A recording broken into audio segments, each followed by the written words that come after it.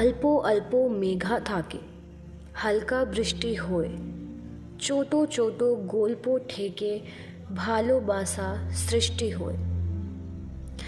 ठहरे ठहरे बादलों से बरसती हैं बूंदें, जो हमने तुमने सुनी थी कहानियाँ, उनमें खिलती हैं मोहब्बत की कलियाँ। भालो बेशी तो के चाई सारा खून अचिस तोई मोनेर साठे। मुझे हर वक्त तुम्हारी ज़रूरत है, हर वक्त मेरे दिलो दिमाग में तुम ही छाई हो। ये कविता अधूरी थी और शायद अधूरी ही रह गई। ओडिशा ट्रेन हादसे में एक डायरी मौके पर मिली है। डायरी के एक फटे पन्ने की तरफ हाथियों, मछलियों और सूरज के चित्र बनाए हुए हैं। एक में अधूरी कविता लिखी हुई है। शायद इसे लिखते लिखते ही हादसा हो गया होगा। अब ये लिखने वाला कहाँ है, जिंदा है या नहीं, इस बात का पता नहीं चल पा रहा।